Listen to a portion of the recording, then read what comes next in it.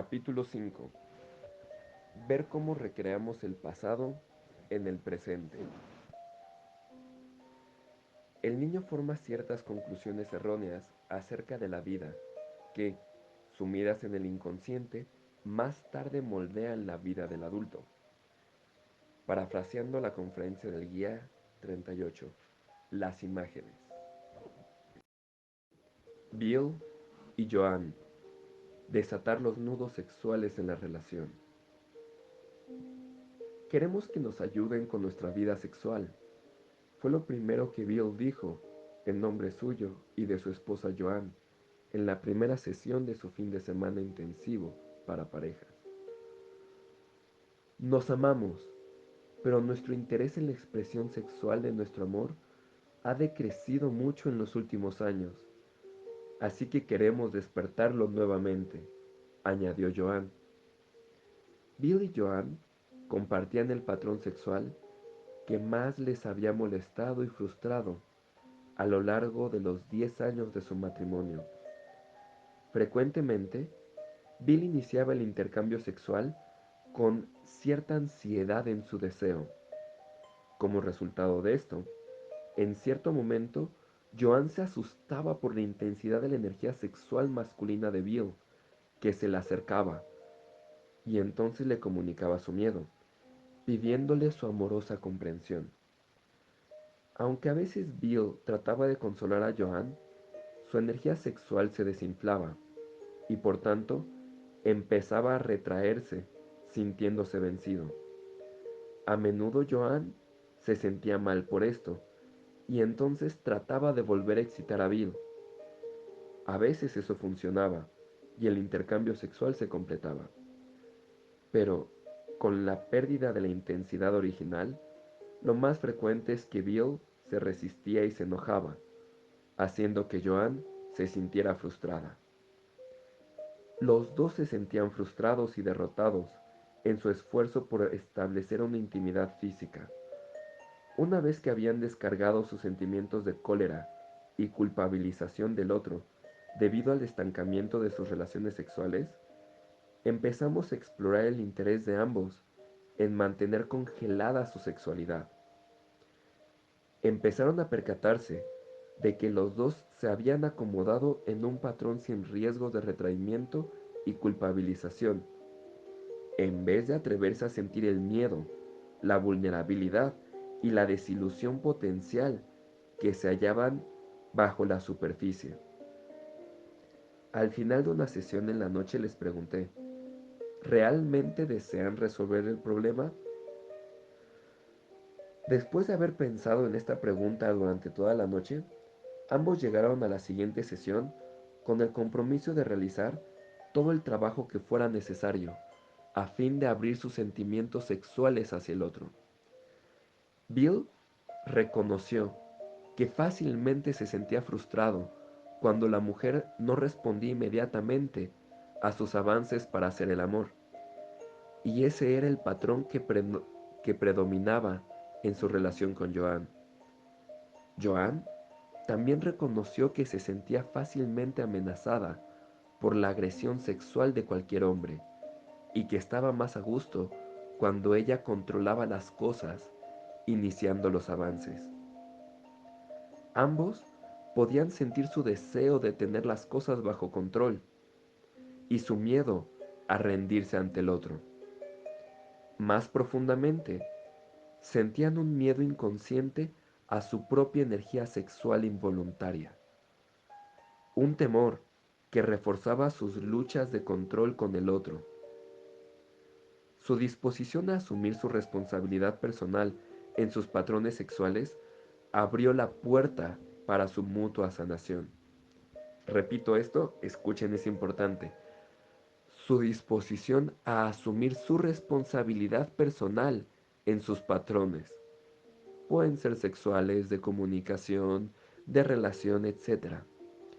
Comento esto porque únicamente cuando nos abrimos a ver cuáles son nuestras heridas, cuáles son nuestros patrones, cuáles son nuestras conductas, qué es lo que nos duele y las creencias que tenemos, Únicamente volteando hacia adentro, hacia nosotros mismos, podemos empezar a desmarañar nudos relacionales, nudos de vida, nudos que generan sufrimiento. Culpar al otro jamás ha resuelto ningún nudo. Continuó con la lectura. En las siguientes sesiones, tanto Joan como Bill llevaron un importante material proveniente de sus sueños. Este es el sueño de Joan. Estoy con Bill en el sótano de la casa, en donde vivía cuando era adolescente, y en donde tuve mis primeras experiencias sexuales con muchachos. En el sueño encuentro un escorpión y trato de dárselo a Bill porque me da miedo, pero Bill no quiere tomarlo y en cambio está apretando en su mano una araña viuda negra contra su pecho. Joan interpretó al escorpión como su naturaleza sexual apasionada, la cual insistía en desconocer, atribuyendo a Bill la intensidad erótica que ella no admitía dentro de sí misma. Pero el sueño le decía claramente que se trataba de su escorpión y no de él.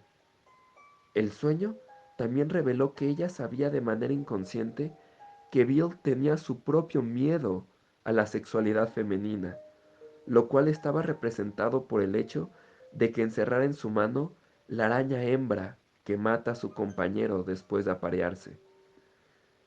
Joan, entonces, pudo reconocer más claramente el temor a su fuerza vital sexual y dejó de intelectualizarlo, diciendo que se trataba del miedo a la sexualidad de su compañero. Además, el haber echado un vistazo al miedo de Bill suavizó sus sentimientos hacia él. El sueño de Bill es el siguiente. Estoy en la casa de mi madre. Me orino en la rajada que hay entre las páginas de un libro abierto.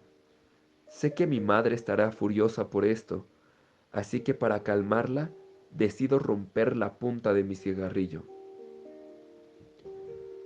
Por primera vez, Bill pudo ver de manera más profunda que él mismo estaba cortando la intensidad de sus sensaciones sexuales como un castigo largamente olvidado en relación con su madre. El sueño le reveló el mundo reprimido de su niño interior. Siendo niño, durante cierto tiempo, había creído que el sexo tenía lugar cuando un niño se orinaba encima de una niña en su rajada, y que eso era algo muy malo. Su madre siempre le había parecido una autoridad moral muy estricta, que predicaba ante el pequeño Billy en contra del sexo, a pesar de que ella misma había sido muy seductora con su hijo. Bill odiaba su moralismo y su hipocresía. Siendo adolescente y luego un joven muchacho, se había revelado siendo desafiante sexualmente. Sin embargo, en su sueño, Bill se dio cuenta de que él mismo se juzgaba como malo y se había rendido ante su madre mediante un tipo de autocastración. Entonces les pregunté a Bill y a Joan, ¿está cada uno de ustedes dispuesto a asumir el 100% de su responsabilidad y el 100% de su satisfacción sexual dentro de esta relación? Pero ahora Bill ya se daba cuenta de que la dificultad que tenía para sostener el interés una vez que se sentía rechazado por Joan se originaba en su profunda ambivalencia hacia su sexualidad, independientemente de su origen. La resolución llegaría abriéndose al material que había en su interior y no en algún cambio en Joan. Joan también sabía que el miedo a su energía sexual y a la intensidad masculina de Bill era un tema antiguo que solo podía ser resuelto dentro de su propia psique. al hacerse más responsable de sí misma, dejó de ubicar erróneamente sus angustias y sus necesidades de consuelo en Bill, abandonando su exigencia de que él hiciera las cosas correctamente. Comento un poco. Esta parte es muy importante, es muy reveladora y didáctica. Es muy común entrar en conflictos en amistades, en pareja, en fin. Sin embargo, esta es la forma de desanudar las cosas, haciéndonos cargo de lo que habita dentro de nosotros, de nuestros miedos y de nuestros patrones. Para las personas que llevan rato en este proceso, es muy sabido que nuestro inconsciente tiene ya sus patrones y selecciona las personas que encajan con nuestros patrones. Por lo tanto, siempre vamos a tener a alguien a quien culpar de lo que nosotros llevamos dentro, de nuestros miedos, de nuestros pendientes, de nuestros inconclusos. Continúo con la lectura. Los dos compromisos que hicieron Bill y Joan, el de estar dispuestos a resolver la dificultad entre ellos y el de estar igualmente dispuestos a asumir su propia responsabilidad en la resolución, mirando profundamente dentro de sí en búsqueda de la fuente de sus problemas interiores. Esto sentó las bases para que tuvieran un exitoso taller intensivo para parejas. Ese tipo de compromiso no es algo fácil, dado que en las parejas existe una enorme tentación para culpar al otro. Y tal como sucede en la mayoría de las parejas, en esta las dificultades de cada uno estaban perfectamente complementadas con la del otro. Ahí, donde Bill esperaba ser sexualmente rechazado, era en donde la temerosa respuesta de Joan le daba la oportunidad de seguir experimentando el rechazo que él ya vivía desde antes, e incluso que él se hacía a sí mismo. Por otra parte, en donde Joan esperaba ser agredida sexualmente y sentir que la receptividad, comento ahí, sentir que ser una mujer receptiva de la sexualidad era algo inseguro, continuó, la ansiedad sexual inicial de Bill y su dificultad de darle un apoyo amoroso que le hiciera sentirse segura, le daban a Joan la oportunidad de volver a experimentar su miedo a la sexualidad, un miedo que tenía desde mucho antes de conocer a Bill, un miedo que habitaba en ella y no en Bill. Ambos expresaron la esperanza de que el hecho de haberse escogido uno al otro como pareja tuviera como base el deseo de una profunda sanación en el área sexual.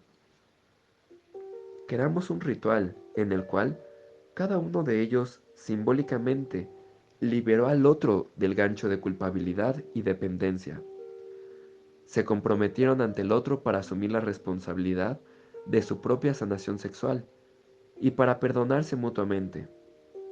Su amor empezó a fluir durante el ritual, pues empezaron a verse como amigos y compañeros que se ayudaban, en vez de considerar que el otro era la causa de su insatisfacción.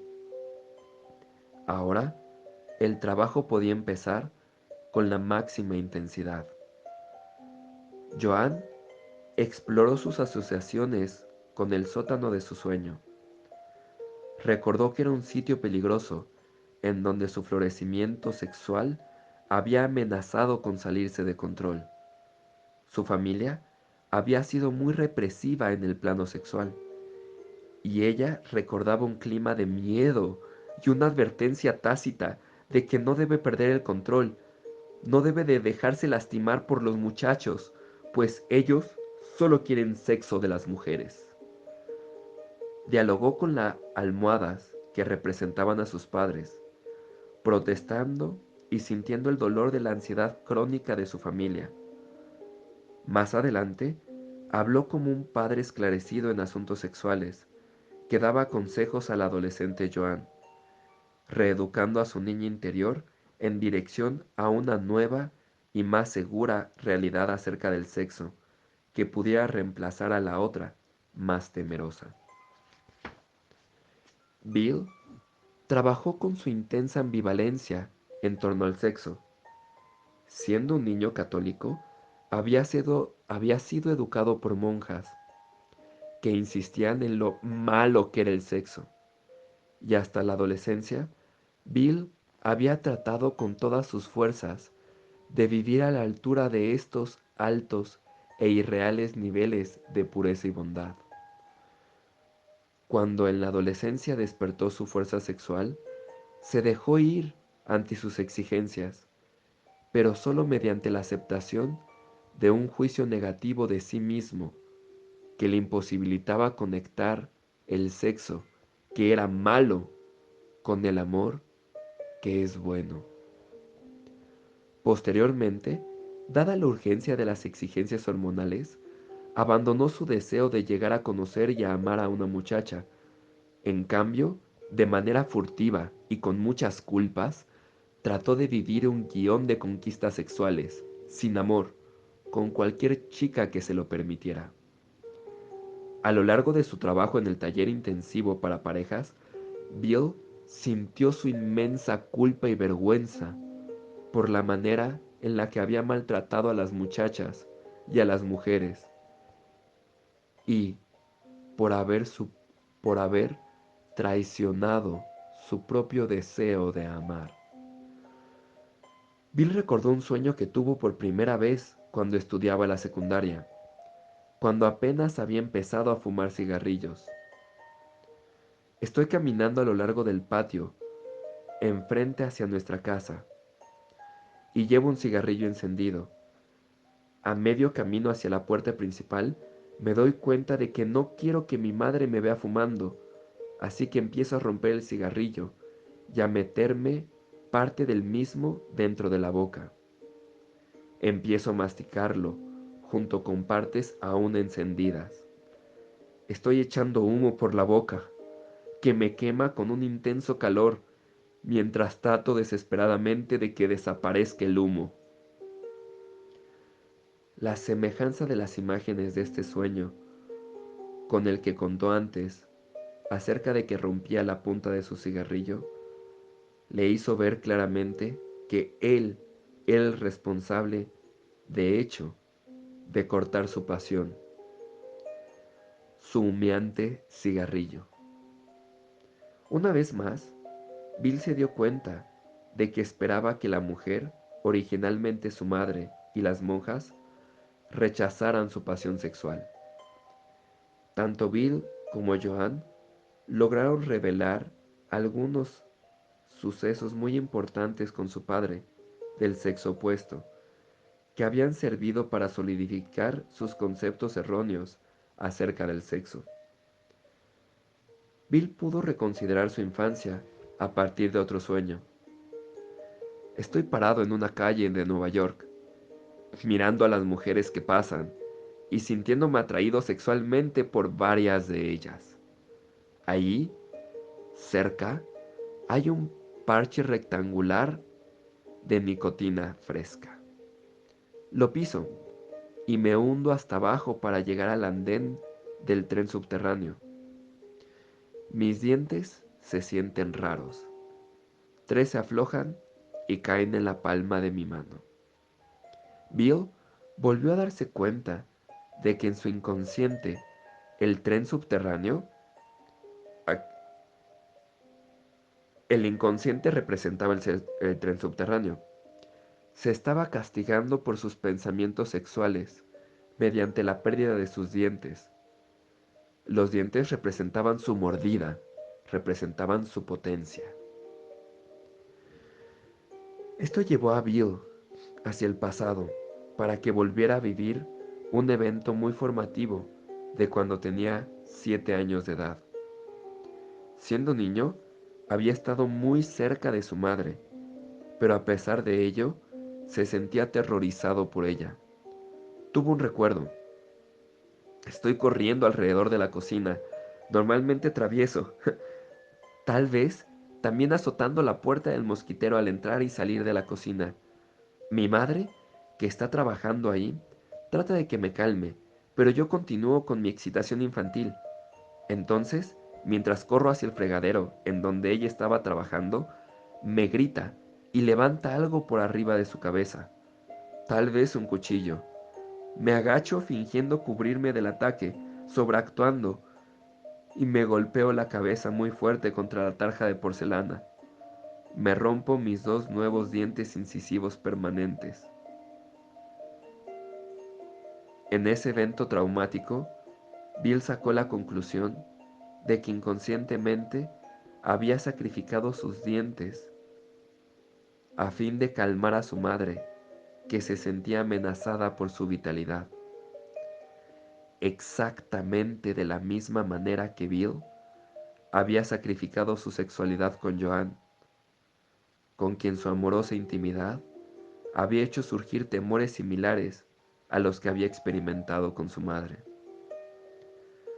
Aquí teníamos una experiencia central de autorrepresión en relación al rechazo que percibía su madre, un patrón que él había estado recreando desde entonces. Bill habló con su niño interior y rezó pidiendo ayuda de su ser superior para volver a dar vitalidad a su espontaneidad y profundizar su confianza en el don divino de su naturaleza sexual. El trabajo de Joan sobre su sótano interior la llevó a volver a experimentar un evento formativo que sucedió con su padre. Cuando ella estaba en casa para el verano, antes de entrar a la universidad y antes de que empezara su actividad sexual, en ese año, su padre se había enfermado de cáncer y había pasado por una serie de cirugías mayores. Durante sus operaciones y enfermedad, le habían administrado analgésicos a los cuales él se había vuelto dependiente. Su desempeño en el trabajo se había visto afectado y su jefe había sugerido que se retirara antes del término normal.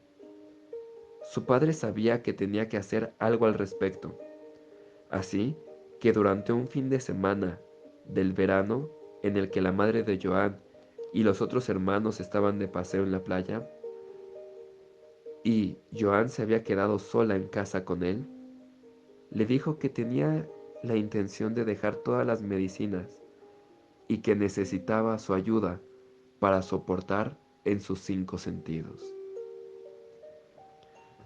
Hasta entonces, Joan no había tenido mucha claridad respecto de la adicción de su padre a los analgésicos, y su anuncio le había abrumado. Al volver a vivir el momento en la mesa de la cocina, cuando su padre había compartido esa decisión con ella, Joan temblaba y lloraba, gritando de miedo, aullando, al decir lo incapaz que se había sentido a sus 17 años para estar a la altura de las necesidades de su padre. Solo ahora podía darse cuenta de toda la intensidad de aquella necesidad de adulto que se dirigía hacia ella en esa ocasión. Recordó que su padre vomitó y se deprimió durante ese fin de semana, mientras ella estaba muy tensa, tratando de hacer lo máximo para ayudarle y cocinar para él, mientras interiormente negaba su propio terror. Aunque su padre nunca había tenido un comportamiento sexual hacia Joan, ella sospechaba de que su propia sexualidad floreciente se había enredado con su miedo ante la necesidad de él. Para Joan, ese momento en el que la urgencia y la intensidad de la necesidad de su padre, que se había dirigido hacia ella, se recreaba en su relación sexual con Bill. Ahora, ella tenía la oportunidad de experimentar su miedo de origen. Pudo por fin sentir su terror y su enojo ante lo inapropiado de la petición de un nivel de apoyo que no podía dar a los 17 años. También sintió su amor y su anhelo por acercarse a su padre, incluyendo el deseo de haber sido capaz de darle lo que él necesitaba. El ser adolescente de Joan no había sido suficientemente grande como para poder contener la intensidad de su padre, ni para permitir que afloraran sus propias reacciones, de modo que se había escindido de sí misma, pero había recreado esos sentimientos con Bill, hasta que por fin los pudo ver desde su origen. Eventualmente, Joan podría soltar el miedo que la había atrapado cuando tenía 17 años. Se dio cuenta de que ahora ya era una persona mayor con capacidades suficientes para recibir los sentimientos y los deseos de un hombre. Ya no tenía que quedarse atrapada en el reciclamiento de su miedo. Bill y Joan profundizaron enormemente su amor y respeto mutuos al observar la lucha de cada uno para reconocer la expresión vibrante y segura de su sexualidad. En adelante, ya no estuvieron tan atrapados en la proyección de su propio padre o madre con su pareja, y eso trajo una enorme claridad a su percepción de cada uno con el otro. Ahora, cuando hacían el amor, se conectaban tiernamente el uno con el otro, moviéndose despacio y con sensibilidad, tomando el tiempo necesario para comunicar sus sentimientos en cada momento. Comento, antes de cerrar este subtítulo, el proceso de crecimiento es un proceso que se vuelve muy hermoso cuando nos acompañamos de forma madura con las personas a nuestro alrededor, con nuestra familia, nuestros hijos, nuestra pareja, nuestras amistades. En este caso, tener madurez significa saber que las personas que amamos van a tocar aquellos puntos en nosotros que no están desarrollados. Y es poder ver la vida como una gran aventura en la cual nos acompañamos el uno al otro, en la cual nos acompañamos a que nuestras almas sigan sanando, limpiando, en fin, purificándose, ya que cada relación que tenemos es tan solo un espejo, una puerta y una oportunidad para poder ver en nosotros lo que aún no está sanado, para poder ver en nosotros lo que le falta amor, lo que falta purificación. Realmente todos aspiramos a un amor incondicional, y el amor incondicional no es más que aceptar al otro tal cual como es, permitirle ser al otro lo que se le dé la gana ser. Pero no podemos permitirle al otro que sea lo que es, mientras nosotros tenemos miedos, tenemos expectativas, tenemos ideas de lo que es correcto o incorrecto, de lo que se debe o no se debe de hacer. No podemos amar incondicionalmente al otro, mientras no nos amemos incondicionalmente a nosotros mismos. Y ese es el camino que muestra Joan y que muestra Bill, el camino donde el otro nos muestra el espacio donde aún no nos amamos a nosotros mismos. Por lo tanto, tenemos exigencias, demandas, culpas, resentimientos y señalamos al otro porque aún no tenemos la madurez de vernos a nosotros mismos. Continúo con la lectura. Ver cómo recreamos el pasado en el presente. La evolución espiritual es el proceso de expansión e integración gradual en nuestra experiencia de lo que significa ser humanos. Como adultos, vivimos la mayor parte del tiempo dentro de una idea muy limitada de quiénes somos. Nuestras mentes se han estrechado, nuestra energía está contenida y compactada, o difusa y desenfocada. Nuestra experiencia de la vida se ha restringido. Así que a fin de expandirnos más allá de nuestra limitada experiencia, primero tenemos que saber cómo nos restringimos a nosotros mismos. A fin de escapar de nuestra prisión, primero tenemos que ver claramente qué es esta prisión y cómo la hemos construido. Al nacer, el bebé es un sistema completamente abierto, con una respiración que fluye libremente y con una capacidad de respuesta sin defensas ante el mundo. El ser, el ser separado aún no se ha formado. Aunque el alma ha nacido, posee ciertas predisposiciones y tendencias propias. Durante el proceso de nuestro nacimiento, nuestra primera infancia y nuestra niñez, tenemos experiencias que parecen enseñarnos que ciertos aspectos de nosotros y de la vida son inseguros, equivocados y dolorosos. Así que sobre la base de este aprendizaje negativo, cerramos el libre flujo de la vida a través de nuestro cuerpo. Llegamos a la encarnación provenientes del nivel del alma con un plan que debemos enfrentar y ciertos asuntos por resolver durante esta vida. Desde este punto de vista, nuestros padres y las circunstancias difíciles de nuestra niñez son condiciones que hemos escogido a fin de echar luz sobre esas áreas de nuestras dificultades, para que puedan ser puestas sobre el tapete durante nuestra niñez y más tarde, en la adultez, enfrentadas y transformadas. Durante nuestros primeros años, instintivamente, nos retiramos del lado negativo de las inevitables dualidades de la vida. Nos refugiamos de los dolores y de las desilusiones de la infancia y concluimos que cierta parte de nosotros y o cierto tipo de sentimientos son inaceptables. De modo que negamos partes de nuestra experiencia, limitando así nuestra idea de quiénes somos y de lo que somos capaces de manejar en la vida. Desde el nivel del alma, vemos que las huellas o distorsiones preexistentes en el alma se hacen manifiestas en las primeras etapas de la vida del niño.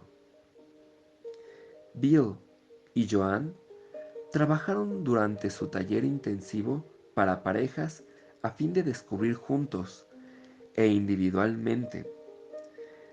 Habían limitado su relación sexual de adultos como resultado del miedo, intentando evitar el dolor de traumas no reconocidos en su infancia.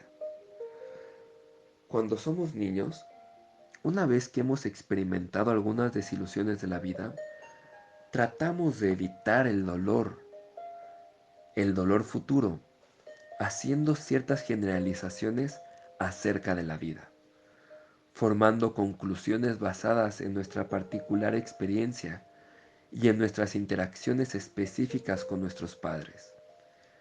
Por ejemplo, sobre la base del comportamiento de su madre para con él, lo cual se vio reforzado por las monjas. Bill había formado la conclusión de que tener toda su energía sexual provocaría el rechazo de las mujeres. Joan, por su parte, basándose en su experiencia adolescente con su padre, concluyó que la sexualidad masculina era algo abrumador, algo más grande de lo que ella era capaz de manejar. Ambos, inconscientemente, concluyeron que el sexo es peligroso y que era más seguro evitar el sexo o mantenerlo en un nivel de baja intensidad.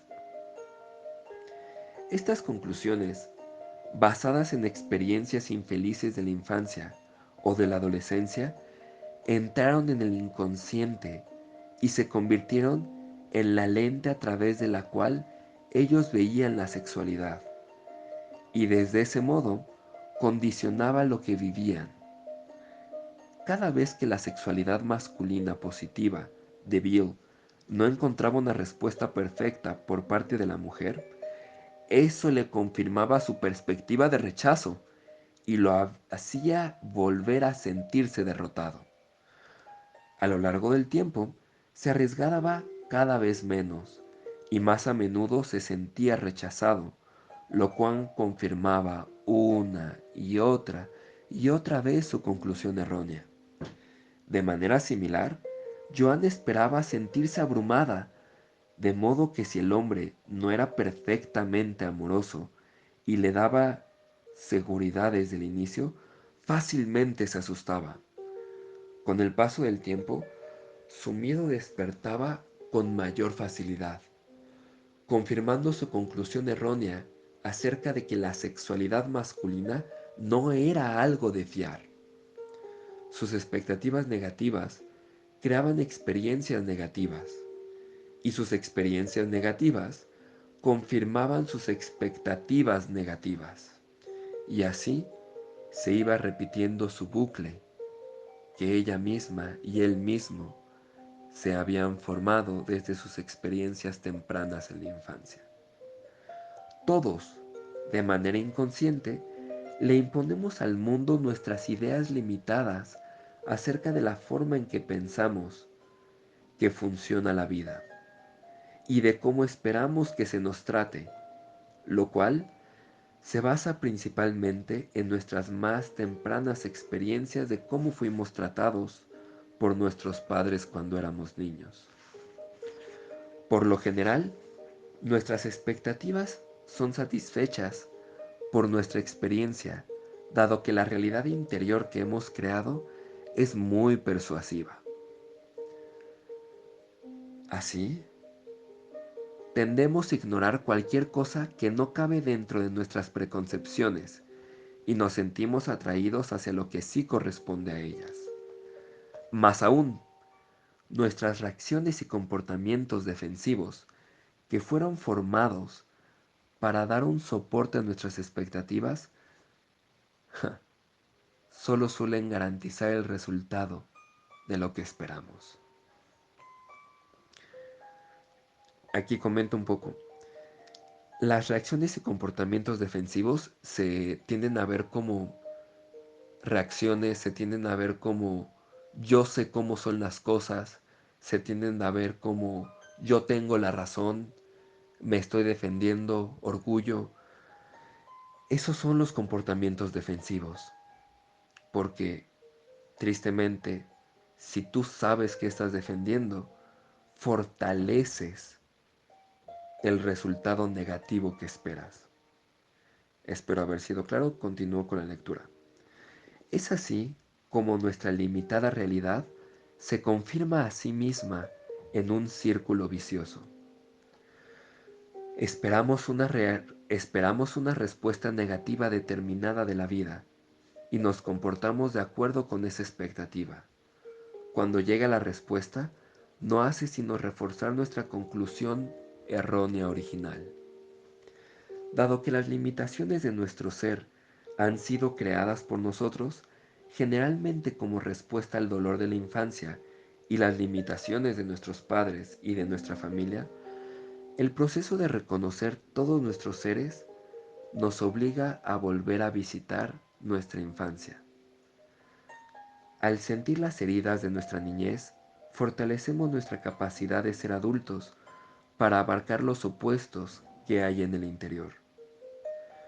Los aspectos buenos y malos de nuestros padres, los aspectos buenos y malos de nuestro propio niño interno, el dolor y los placeres vividos por nuestro ser infantil, abierto y sin defensas. Y descubrimos que tenemos una capacidad mucho mayor que ahora para tolerar sentimientos y comprender cosas que podían haber sido intolerables para nuestro frágil ser infantil. Aprendemos a ir hacia atrás y volver a experimentar lo que se sintió de manera incompleta, que fue negado o separado de nosotros. En ese proceso descubrimos las creencias e ideas limitantes acerca de la vida y aprendemos a reemplazarlas con actitudes expansivas, positivas y abiertas.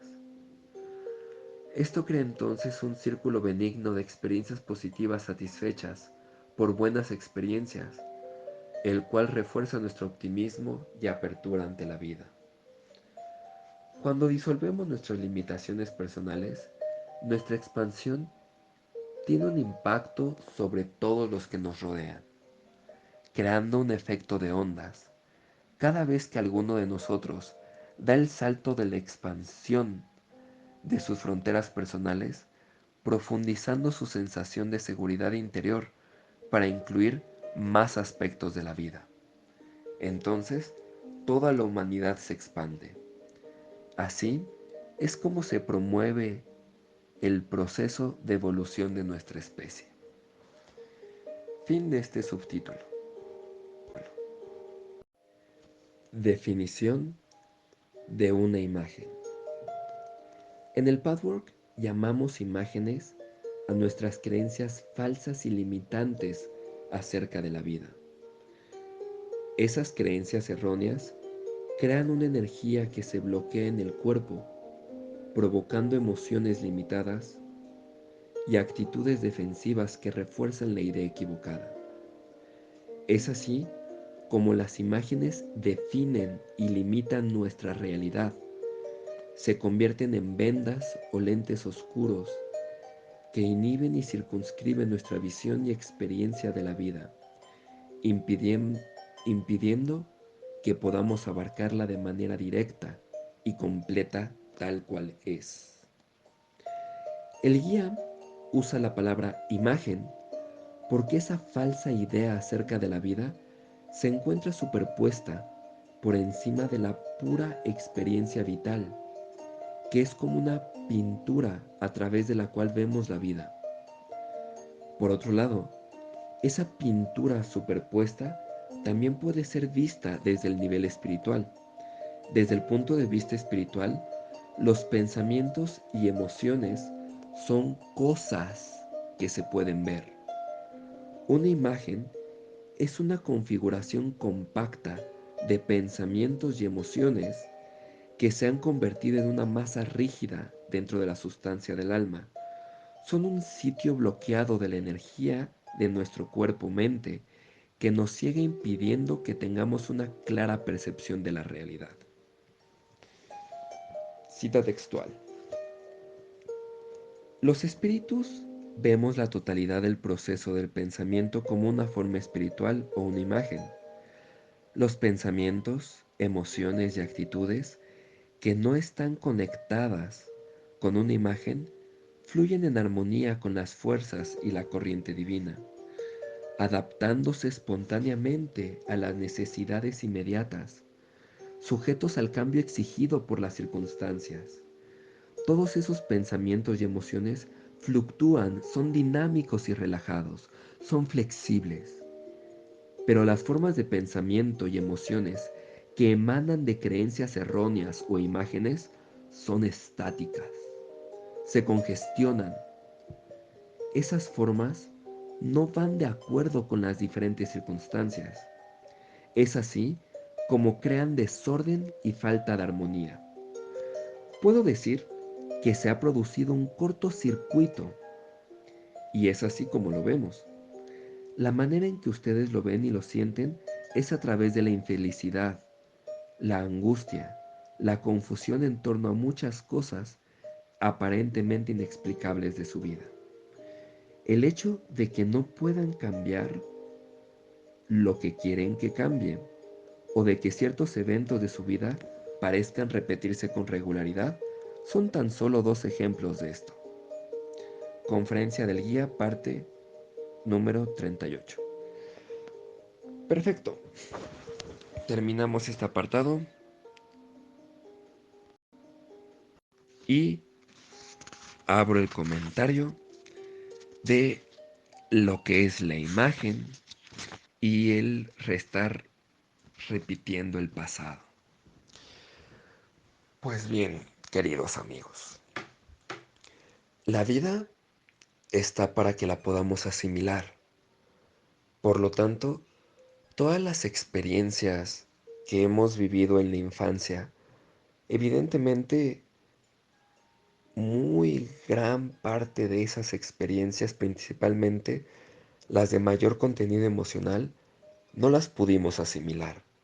Fueron demasiado. Y es perfecto que no la hayamos podido asimilar, porque para eso éramos niños. Posteriormente, en la adultez, esas experiencias exigen asimilación de nuestra parte. ¿Cómo es que le exigen?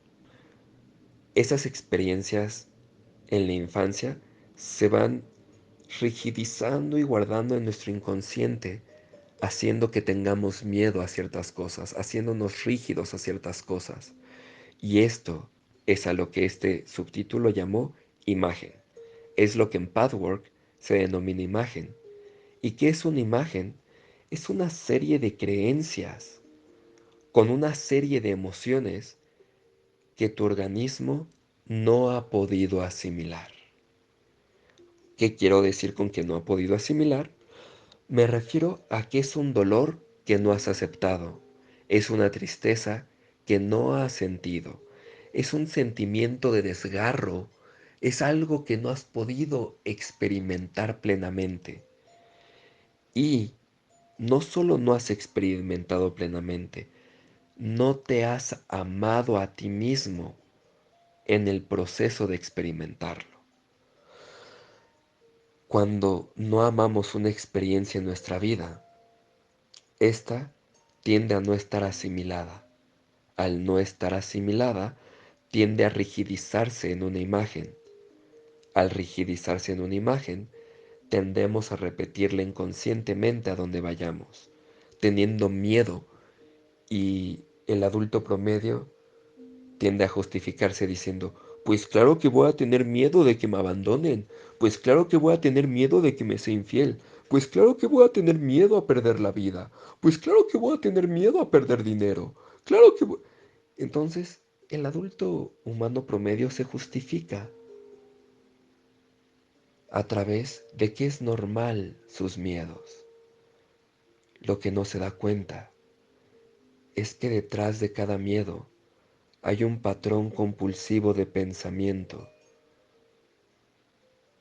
Y ese patrón compulsivo de pensamiento es el que esconde la imagen, es el que esconde la experiencia no asimilada de la infancia, a lo que nuestro estimado amigo etéreo dice que desde la dimensión espiritual se ven como masas rígidas. Aquí desde la experiencia humana lo vemos como pensamientos compulsivos que son arrojados por cualquier cosa. Continuemos con la lectura. El origen de las imágenes. Una imagen surge de la conciencia dualista de que algunos aspectos de la vida son algo inseguro, en contra de lo cual tenemos que defendernos. El niño que fuimos se enfrentó a alguna decepción y dolor, a partir de los cuales hizo generalizaciones acerca de la vida, teniendo como base su experiencia personal. Por ejemplo, Bill descubrió que durante su vulnerable infancia, su exuberante sexualidad fue al mismo tiempo estimulada y duramente juzgada por su madre.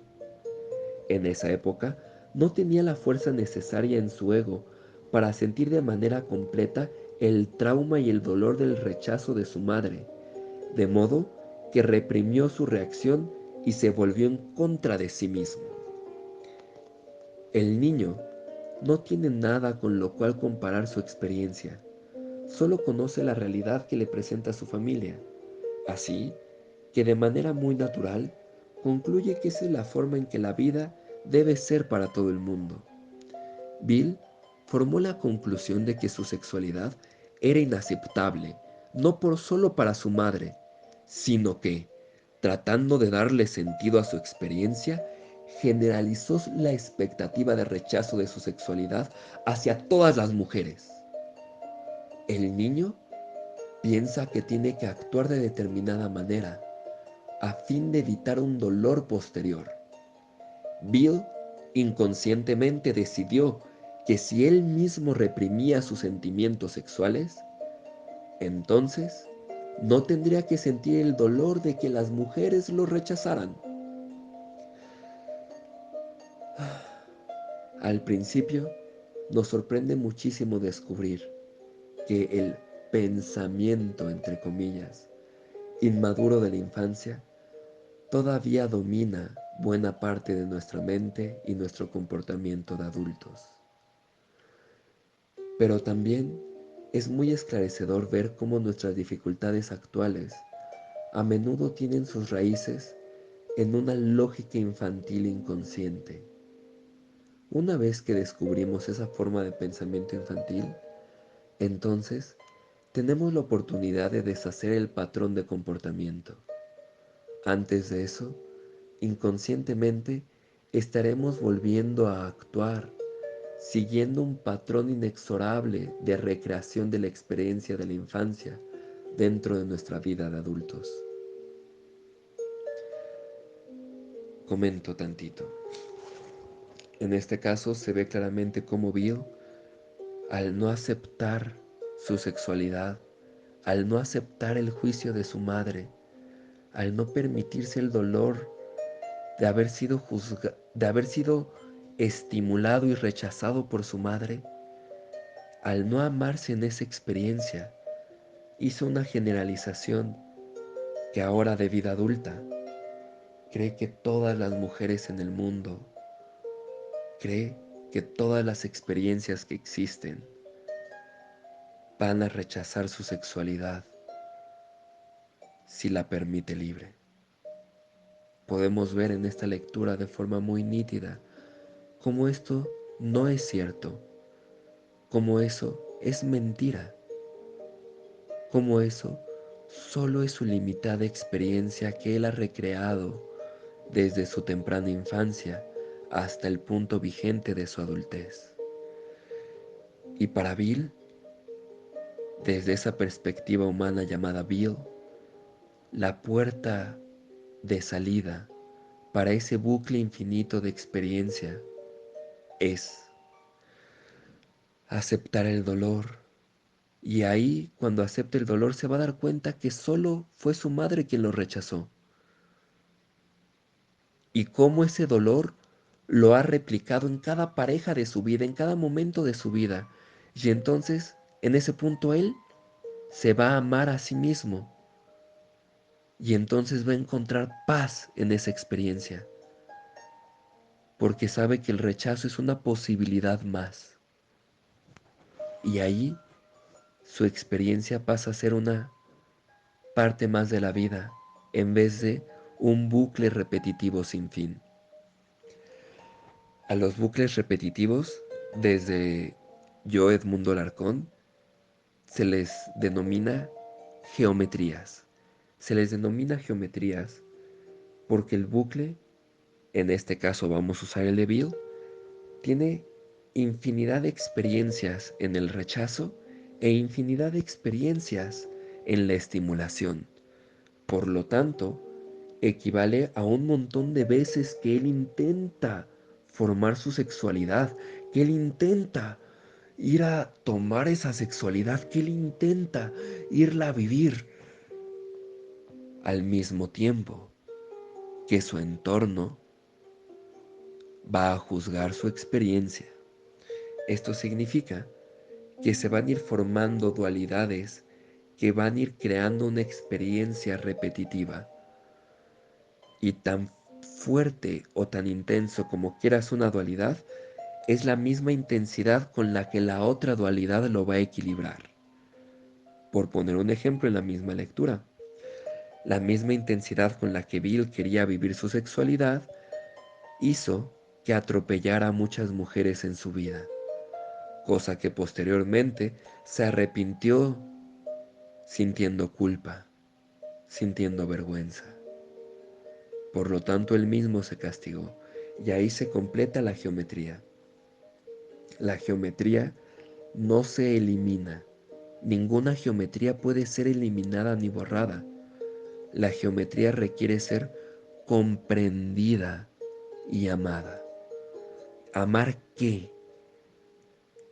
Amar la experiencia y el amor que hay dentro de querer ir a explotar esa sexualidad, al mismo tiempo que amar la represión, porque se reprime para no lastimar, se reprime porque causó daño lastimar.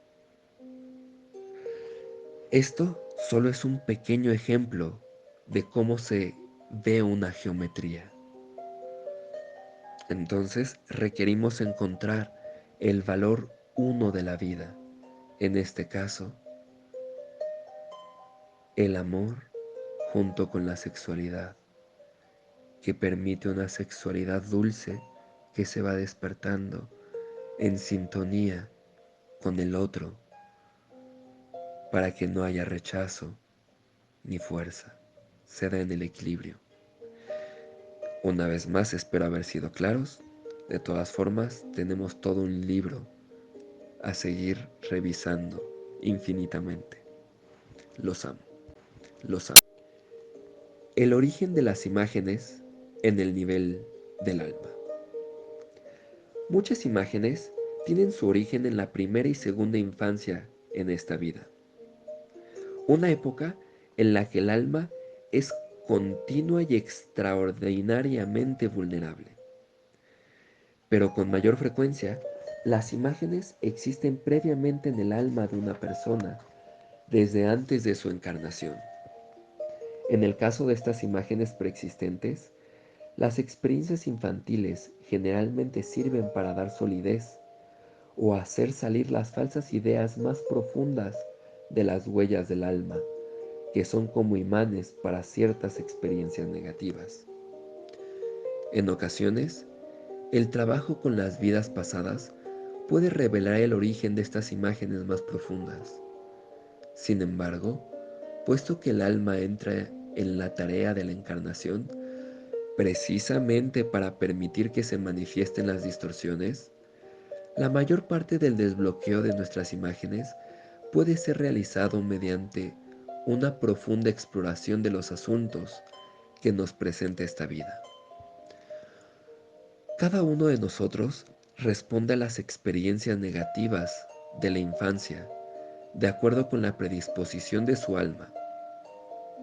Algunas experiencias de la infancia son una verdadera amenaza para el bienestar mental, emocional o físico del niño, pero muchas de las que no son una verdadera amenaza son percibidas como si lo fueran, debido a las huellas preexistentes del alma en el niño. Por ejemplo, un acontecimiento tipo un divorcio de los padres puede ser percibido como algo mucho más devastador de lo que en realidad es, puesto que una parte importante de nuestro trabajo consiste en el trabajo de desenmarañar las imágenes, tal como se presentan en esta vida, tener la perspectiva de un origen más profundo en el alma. A menudo nos ayuda a comprender la manera peculiar en que las imágenes se aferran a nuestras emociones. Si acaso logramos ponernos en contacto con algún material perteneciente a otras vidas, esto puede dar mayor profundidad y vitalidad a nuestras luchas actuales. Por otro lado, todas las imágenes que no sean disueltas en esta vida, eventualmente y evidentemente serán llevadas a la otra. Tipos de imágenes. Pausa. Antes de empezar tipos de imágenes, quiero hacer un pequeño comentario. El comentario es que hasta este punto, usted, estimado llamado lector mío, no tiene que creer en vidas pasadas, no tiene que creer en dimensiones o en seres etéreos o espirituales. Únicamente necesita saber que hay ciertos dolores, hay ciertos dolores que lo único que requieren de ti es tu amor, que lo único que requieren de ti es intentar dejar de escapar de ellos. Esto, dejar de escapar de ellos, es fundamental, porque si llegaras a creer en vidas futuras o llegaras a creer en vidas pasadas, es muy probable que lleves vidas tratando de escapar de ese dolor, o que formes vidas futuras tratando de escapar del dolor que ya sientes aquí. Lo que quiero decir es que no hay lugar al cual escapar, no hay realidad a cual escapar. No puedes escapar de ti mismo. Por eso, todo lo que necesitamos es amor. ¿Qué significa amor?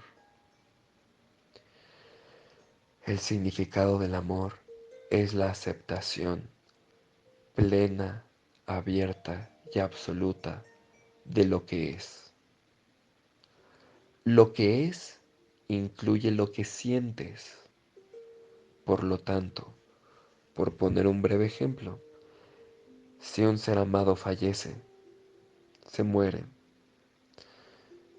aceptar esa experiencia completamente es aceptar también el profundo dolor que hay en tu corazón. Y ese dolor va a necesitar ser amado, o sea, aceptado, tarde o temprano. He visto incontablemente en sesiones, por poner un ejemplo súper trillado, un hombre de 50 años que llora la muerte de sus padres como si se hubieran muerto al día anterior. Y así se siente, y así se vive.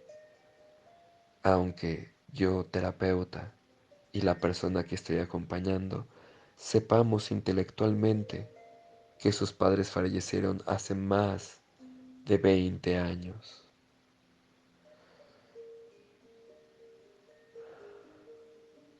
Y es ahí cuando te abres a la experiencia desagradable que se le llama dolor, siendo consciente. Este punto es fundamental.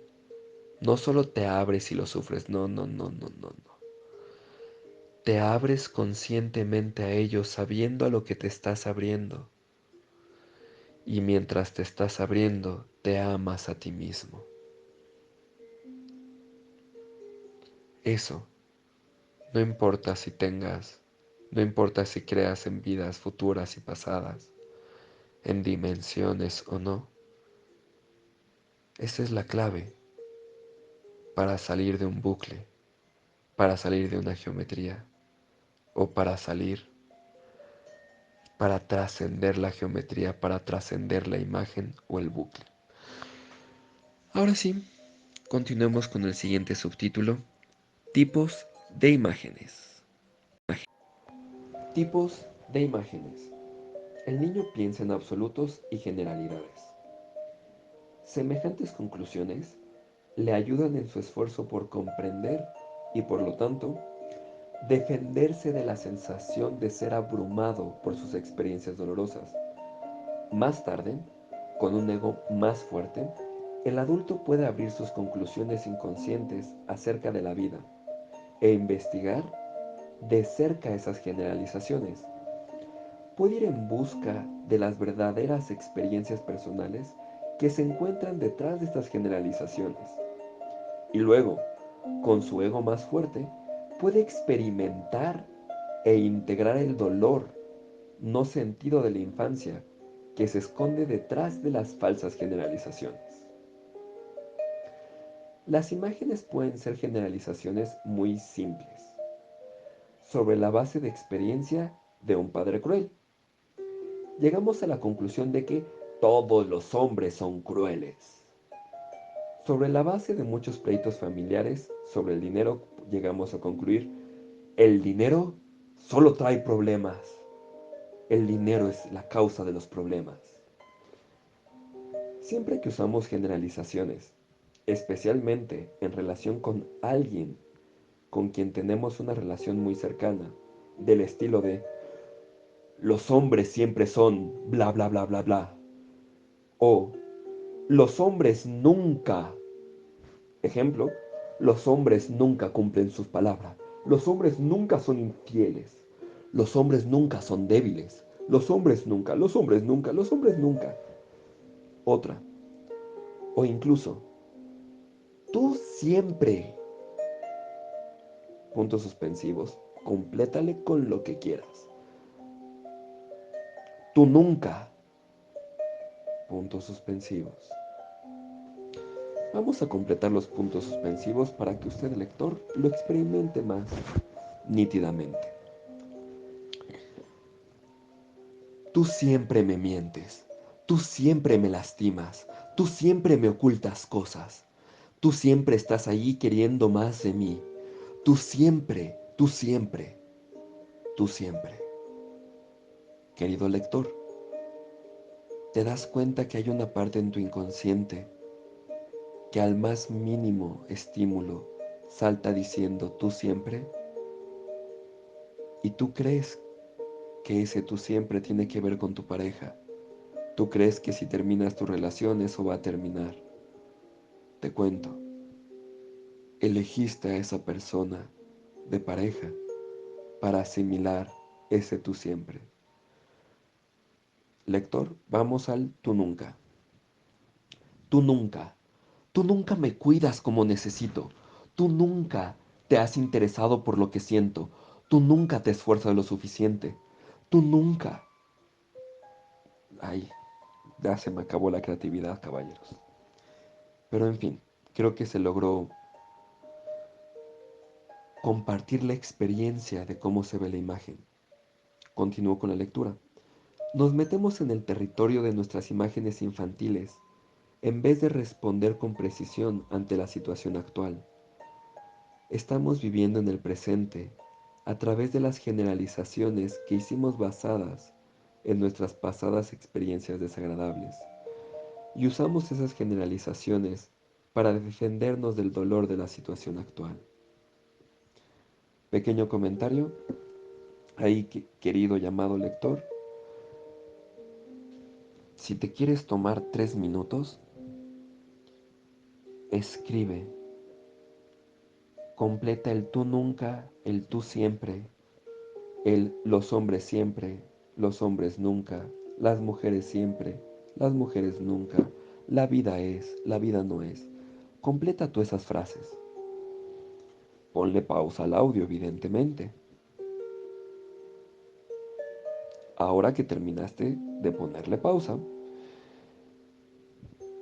revisa si esas generalizaciones que tú crees que tienen que ver con tu vida actual, que tú crees que tienen que ver con tu pareja actual, revisa qué tan íntimamente conectado está a lo que le hubieras podido decir a mamá o a papá,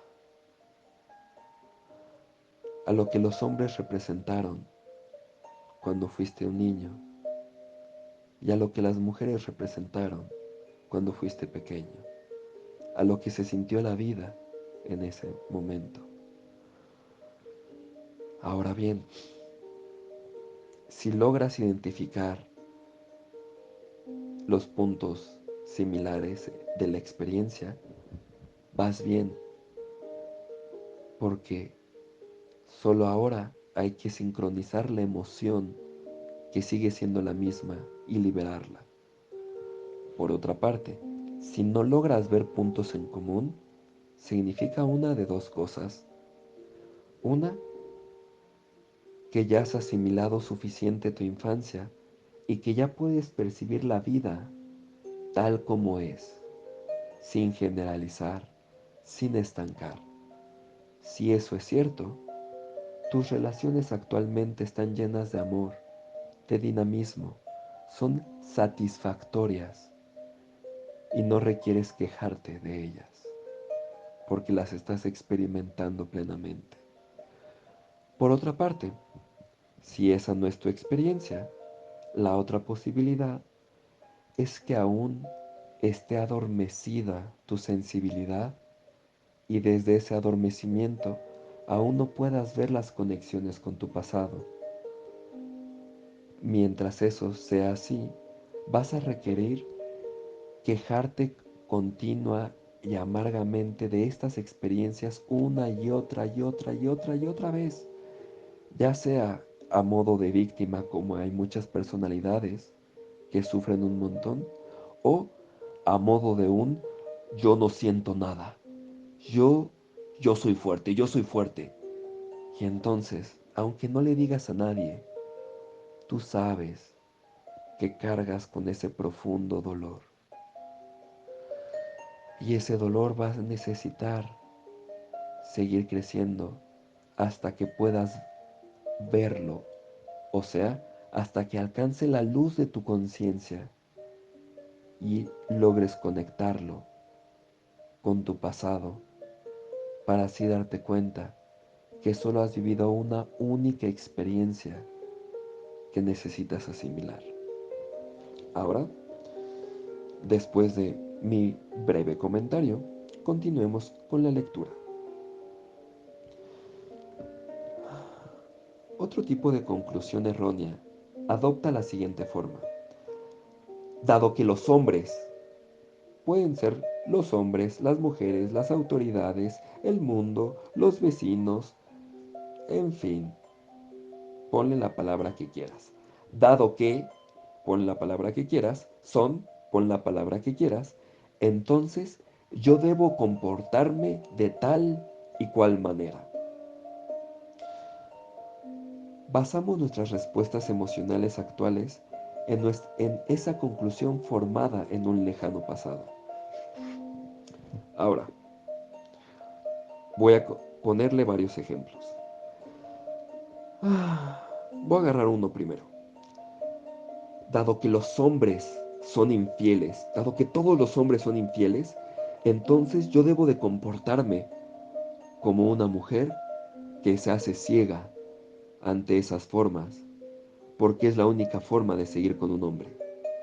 Otro ejemplo, dado que todas las mujeres son dramáticas y exageradas, entonces yo que soy un hombre, si quiero tener a una mujer cerca, debo de ser tolerante ante sus dramas y fingir que no pasa nada y simplemente decirle, sí mujer, no pasa nada, aunque en el fondo me enerve eso.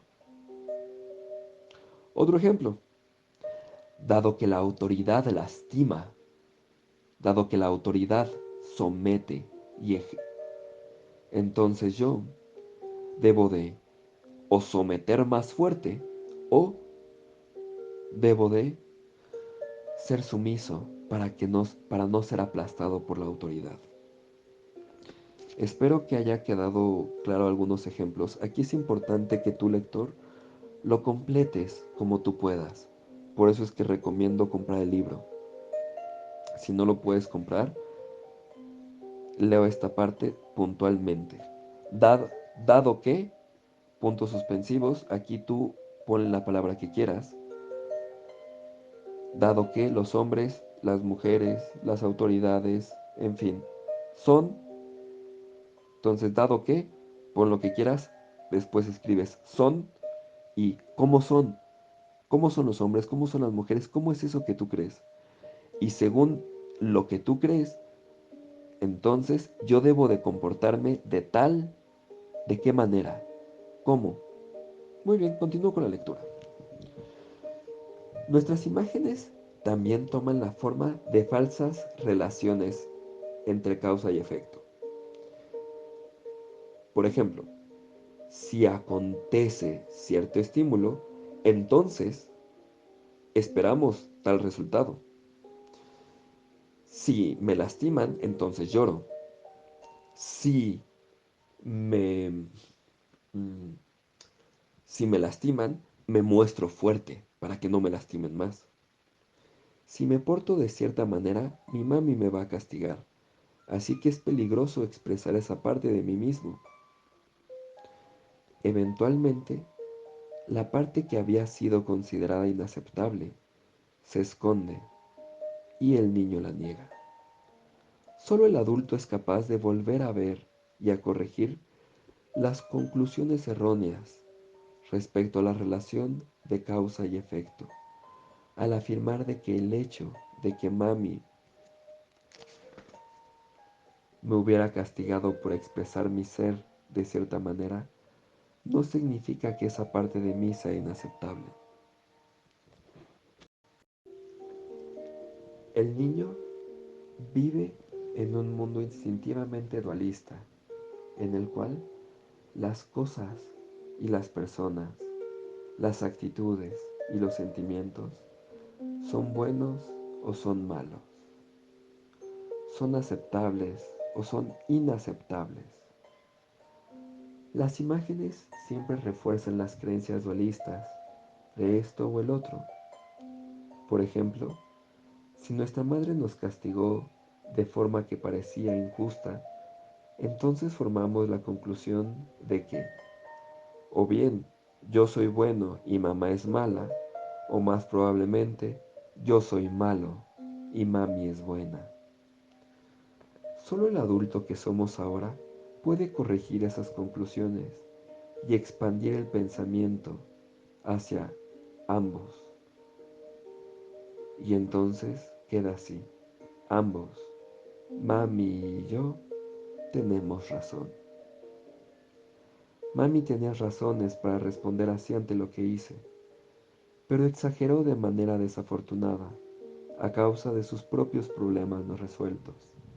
Y yo también tenía razón de haber sentido lo que sentí y también tenía razón de haber querido experimentado lo que quería experimentar. El pensamiento involucrado en el proceso de creación de una imagen es un proceso que no es racional, pero al mismo tiempo tiene una lógica emocional propia. Tenemos que entrar en la mente de nuestro niño interior a fin de entender cómo esas creencias erróneas se cristalizan como base de nuestras respuestas emocionales ante los demás. Aunque nuestra inteligencia adulta nos diga que esas conclusiones no tienen ningún sentido racional. A menudo nos avergonzamos del niño que vive dentro de nosotros.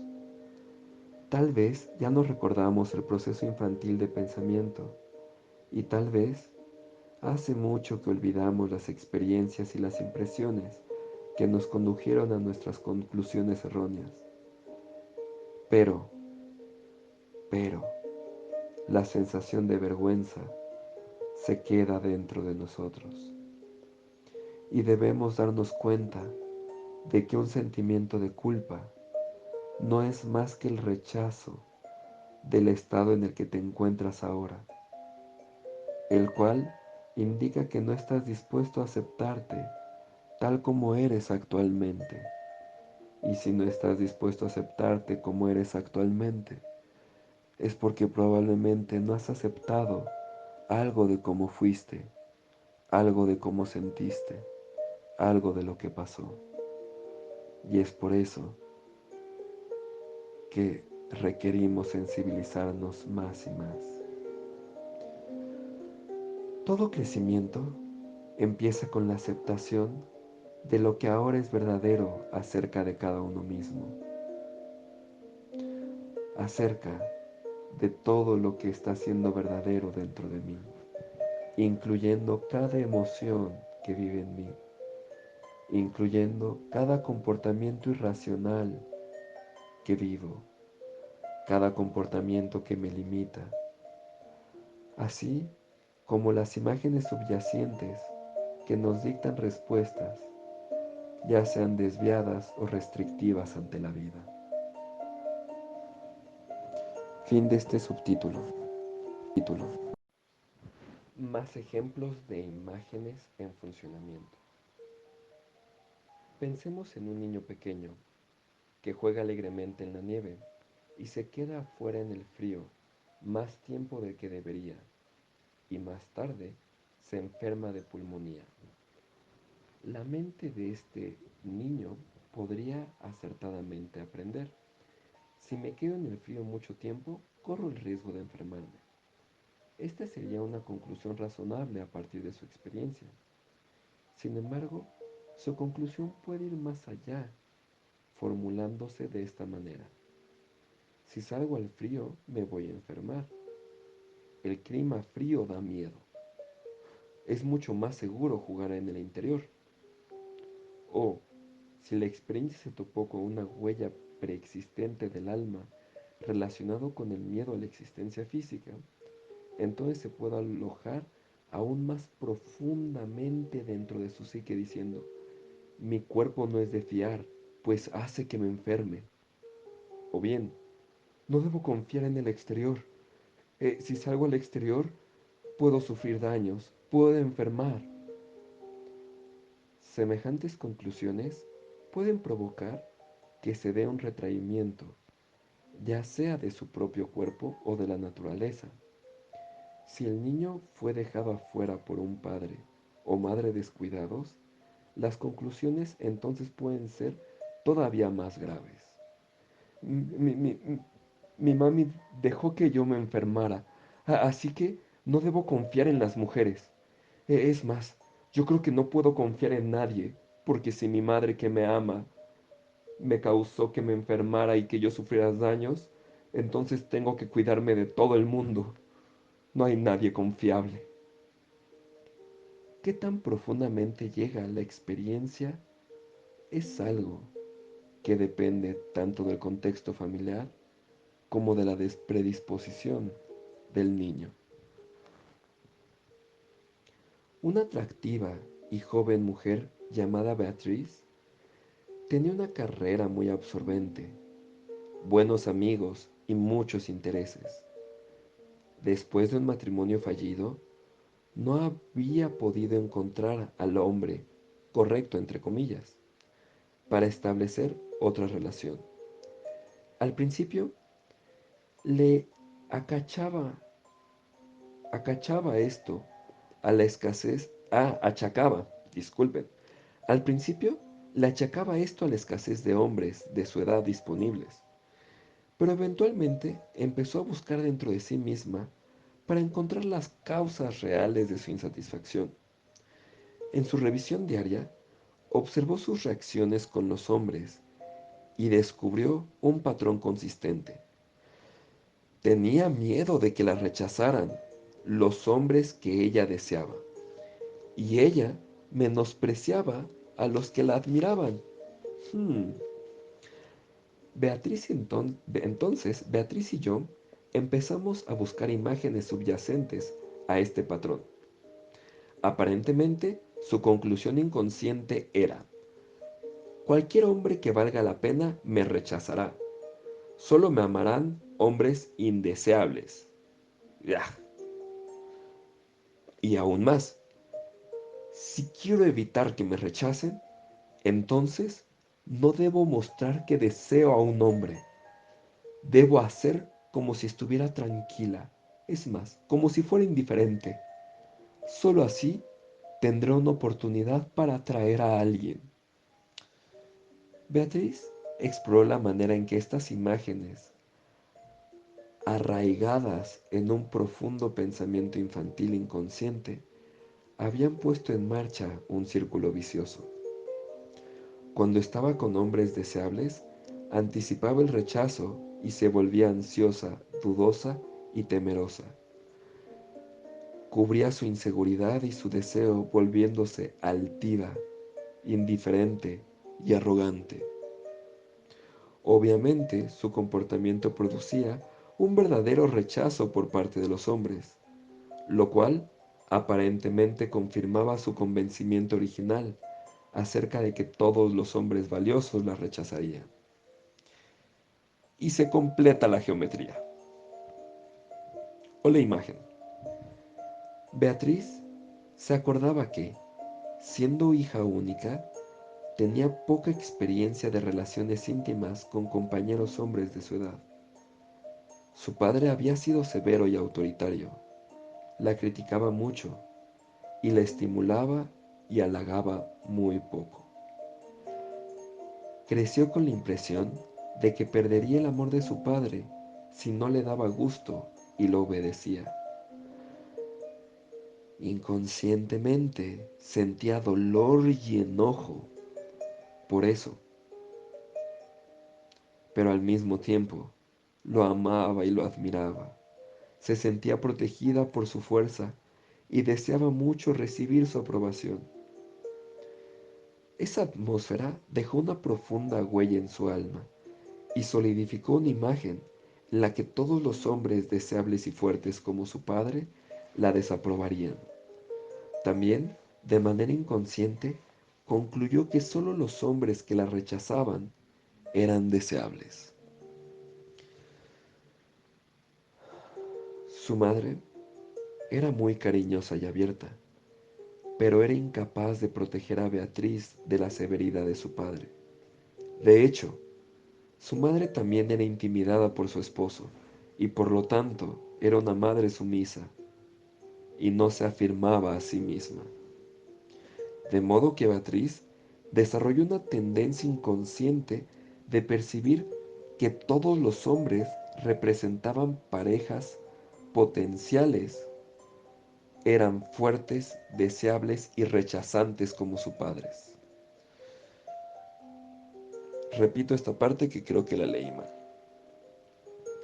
De modo que Beatriz desarrolló una tendencia inconsciente de percibir que todos los hombres que representaban parejas potenciales eran fuertes, deseables y rechazantes como su padre, o amorosos, débiles y fácilmente accesibles como su madre.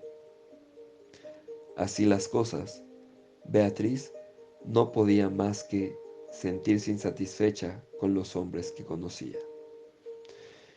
Y entonces, terminando la lectura, y entonces repetía lo que ella vivió de niña.